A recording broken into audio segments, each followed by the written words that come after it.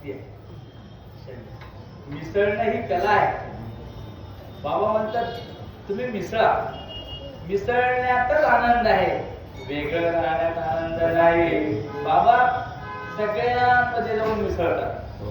बाबा कधी म्हणले मी व्यासपीठावर बसतो, मग आपण दूर राहिलो असतो. बाबा लक्षात घ्या, बाबा इथे येऊन बसतात, सगळ्यांच्या मधात येऊन बसतात, पोरांचे केस धरतात, नाक धरतात, मुख्य म्हणतात मी यांच्यावर वेगळा आहे असं दाखवत ठीक आहे. याचं नाव ही श्रेष्ठ ही भक्ती आहे. तुम्ही मिसळला की समोरचा सुद्धा तसा मिसळतो. मिसळणं हीच खरी भक्ती आहे.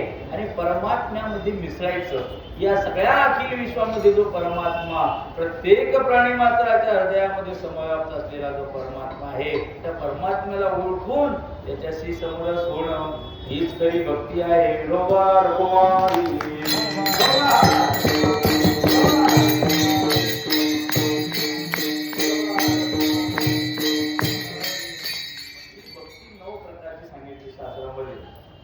श्रवणं कीर्तनं वन्दे स्मरणं पादसेवनम् अर्चनं वन्दनं दास्यं सख्यम् आत्मनिवेदनम्. ठीक आहे. 9 प्रकारची भक्ती सांगितली. श्रवण भक्ती, कीर्तन भक्ती, वंदन भक्ती, सख्य भक्ती, दास्य भक्ती, अर्चन व आत्मनिवेदन सगळ्यात शेवटची भक्ती. ही 9 प्रकारची भक्ती ही साधना आहे. या 9 भक्तीच्या साधनेने भक्त भगवंतापर्यंत जाऊन पोहोचले. कोणी कोणती भक्ती केली? अर्जुन, वसिष्ठ, स्वामी दत्तात्रय श्रवणेची होय परमगती. अर्जुन वसिष्ठ यांनी श्रवण भक्ती केली. ठीक आहे.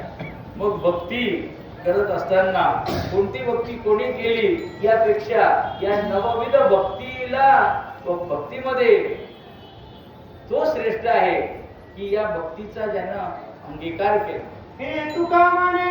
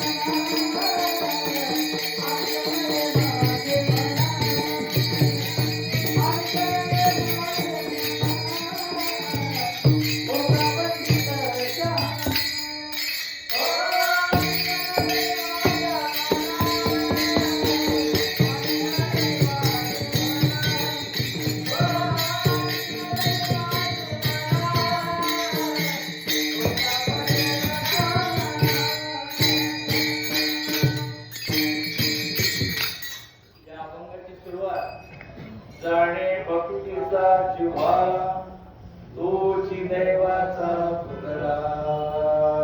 महाराज म्हणतात की भक्ती करण्याचं मनात येणं व भक्तीचा अंगीकार करणं, भक्तीला अनन्यसाधारण महत्व देणं, हे ज्याला जमलं, जाणे भक्तीचा जिव्हाळा तोची दैवाचा पुतळा. एवढी भक्ती फक्त हनुमंतरायाने केली. म्हणून कोवळा म्हणतात आपल्या अभंगात आहे, भक्तीचे जे वर्म तुझ ठावे पूर्ण मनोनी स्तवन आरंभीचे तरी मज दाबे गुण अंतरीची जेणे रघुनाथाची होय कृपा. ठीक आहे का? बाबा म्हणतात की सगळ्यात श्रेष्ठ भक्ती हनुमंतरायाने केली. म्हणून महाराजांनी त्यांचं वर्णन केलं. काय केलं की तुकोबराय म्हणतात शरण शरण हनुमंता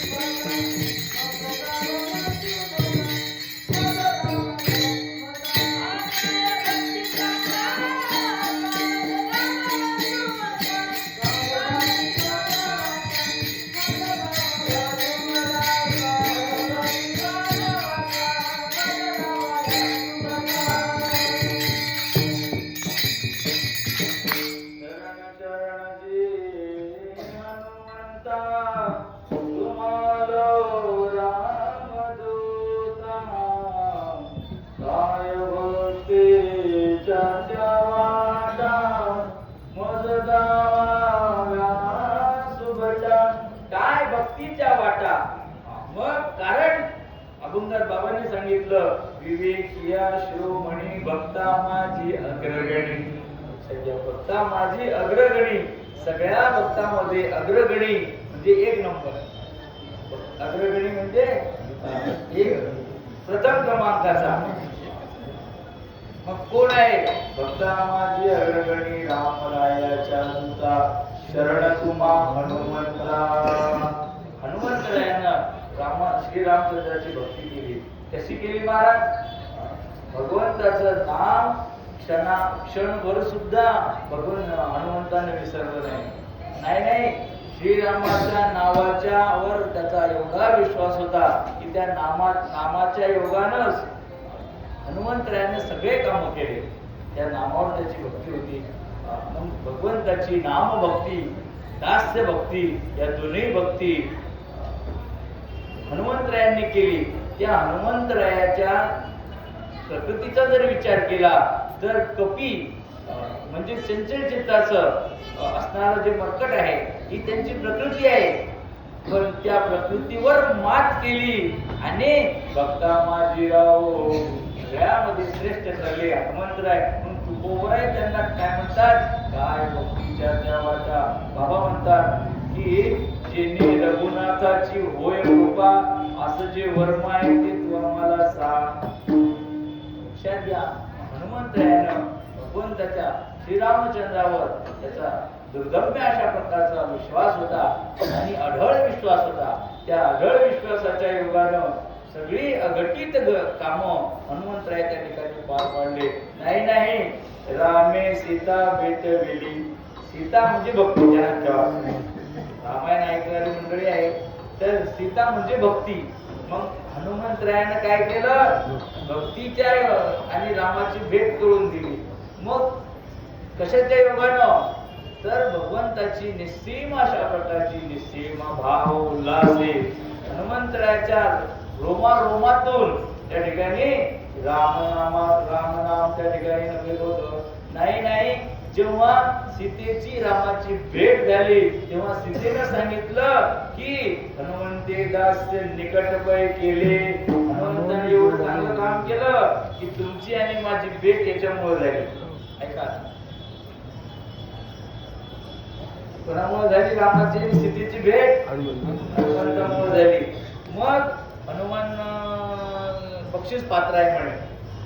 हनुमंताला जेव्हा सगळ्यांना बक्षीस द्यायची वेळ आली तेव्हा अंगदाला दिलं, सुग्रीवाला दिलं, विभीषणाला दिलं, जांबवंताला दिलं, सगळ्यांना बक्षीस दिली आणि हनुमंताला काहीच दिलं नाही. हनुमंताला काही दिलं नाही. सीता मातेला थोडस नाराज झाली, मनातून राग आला.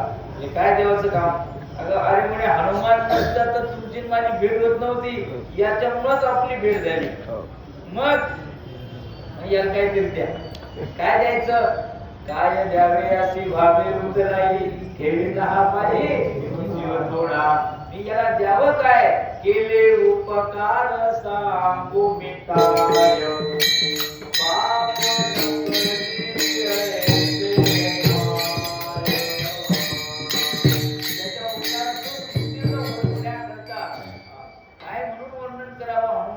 उपकार एवढे आहेत म्हणले. मग याला द्यावं तर काय द्यावं म्हणले? काहीतरी द्या. म्हणजे माझ्याकडे याला देण्याकरता काही तू तुझ्या मनानं दे.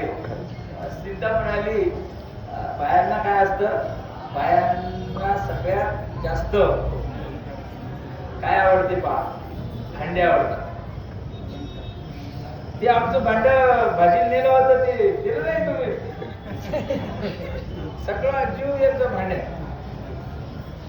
मग ती भांडे अंगावरचे बी बरं का, हेच घरातलेच नाही. मग अलंकार जास्त आवडतात मावल्यांना. मग तिला अलंकाराचं लय भूषण होतं. शेवटी बाबा म्हणतात सीता जरी झाली तरी ती स्त्री प्रकृतीच. तिला वाटलं माझ्या गळ्यातला जो नवरत्नाचा हार आहे एक एक रत्न पृथ्वी मोलाचं.